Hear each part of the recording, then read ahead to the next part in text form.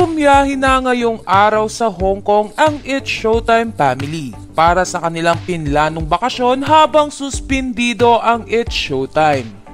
Sa IG story na ibinahagi ng noontime goddess na si Ann Curtis ay makikita na nasa eroplano ito kasama si Vice Ganda. Spotted naman si Uncoverable star Vice Ganda na natutulog sa biyahe sa kadahilanan nga na galing ito sa isang event kagabi.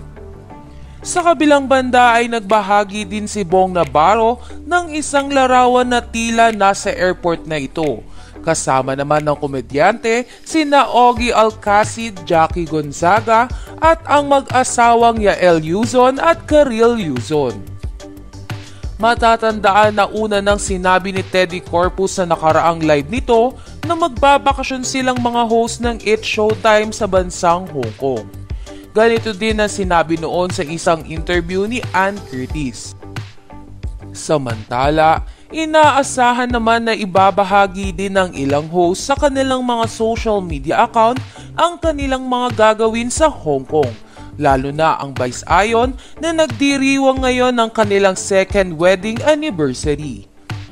Gayunpaman ay hindi pa sigurado kung makakasunod si Chinita Princess Kim Chiu sa bakasyon ng It's Showtime family sa Hong Kong. Kung maaalala kasi ay nasa Los Angeles pa rin nito.